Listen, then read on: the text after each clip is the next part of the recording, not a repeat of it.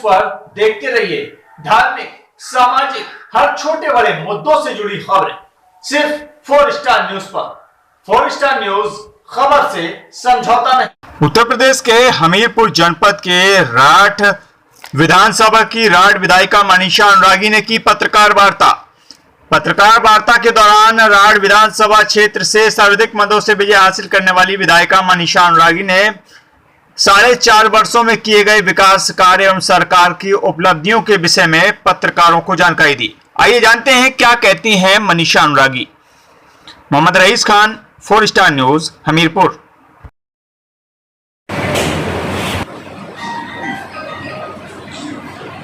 कल हमारी सरकार को 4.5 साल हुए हैं और इन 4.5 सालों में हम लोगों ने जो 2017 के पहले जो परिवर्तन की बात की थी कि जब 2017 में हमारी सरकार बनेगी उत्तर प्रदेश में तो हम एक परिवर्तन लेकर के आएंगे पूरे उत्तर प्रदेश में। और इन 4.5 सालों में वो परिवर्तन हम लोगों ने किया है और इस उत्तर प्रदेश की पूरी जनता ने उस परिवर्तन को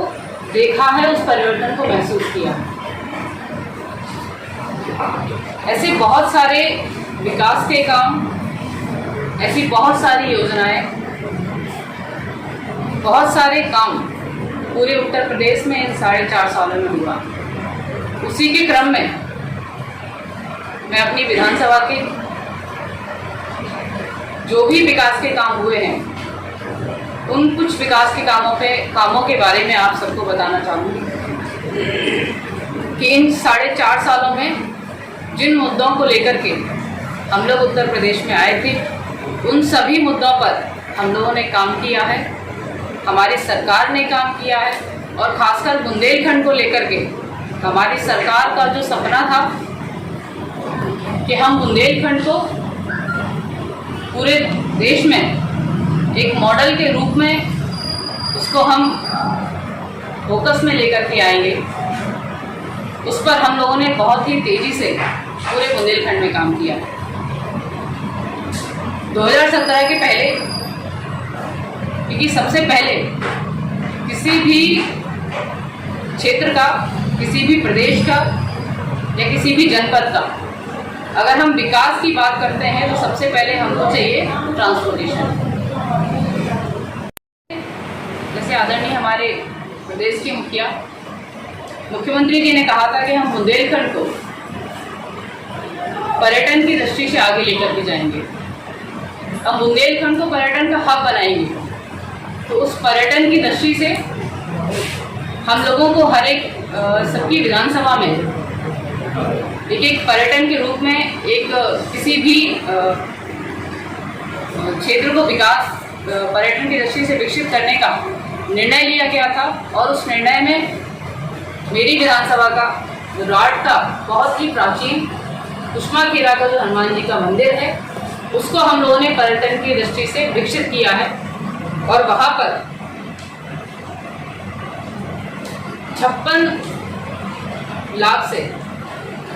वहाँ पर हम सभी देखेंगे अभी आगे आने वाले समय पर, क्योंकि वहाँ पर कार्य चल रहा है और आगे आने वाले समय में जब उसका कार्य पूर्ण हो जाएगा तो वहाँ पर पर्यटन की जो संभावनाएं हैं उस पर भी हम लोगों को बल मिलेगा। इस दृष्टि से हमारे जो राठ है उसमें भी पर्यटन की संभावनाएं विकसित होंगी। प्रतिभाएं हैं, उन प्रतिभाओं को निखारने के लिए, ऐसी जो प्रतिभाएं जिनको साधन नहीं मिल पाते थे और वो अपनी प्रतिभा को निखार नहीं पाते थे, उसकी प्रतिभा को निखारने के लिए हमारी सरकार ने मेरी विधानसभा क्षेत्र में एक मिनी स्टेडियम का निर्माण कार्य अभी चल रहा है और बहुत जल्दी उस मिनी स्टेडियम का जब निर्माण कार्य पूरा हो जाएगा तो मुझे लगता है जो हमारे क्षेत्र की प्रतिभाएं हैं वो निखर करके सामने आएंगी और हमारे इस जिले का नाम रोशन करेंगी, हमारे राठ का नाम रोशन करेंगी। परिवहन की व्यवस्थाएं अच्छी होनी चाहिए। सबसे पहले हम लोगों ने उस दृष्टि पर काम किया है और उस पर हम सब लोगों ने देखा है कि 2017 के पहले हमारे इस विधानसभा क्षेत्र की, चाहे हम किसी भी तरफ जाएं, हर तरफ की सड़कें खराब थी। लेकिन आज इन 4.5 सालों में मैं पूरे विश्वास के साथ कह सकती हूँ कि हम लोगों ने यातायात पर, लोगों की सुविधाओं को लेकर के और यहाँ पर निवेश कैसे बढ़ सके, इन सारी चीज़ों को देखते हुए यहाँ की सड़कों को, हम लोगों ने यहाँ की सड़कों पर एक बहुत अच्छे,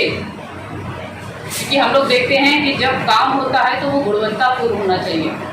और यहाँ की जितनी भी सड़कों पर काम हुआ है वो पूर्णतः गुणवत्ता के रूप में हुआ है। चाहे हमारा राठ से जो वर्ल्ड बैंक की परियोजना है, राठ हमीरपुर रोड, राठ मजवा रोड,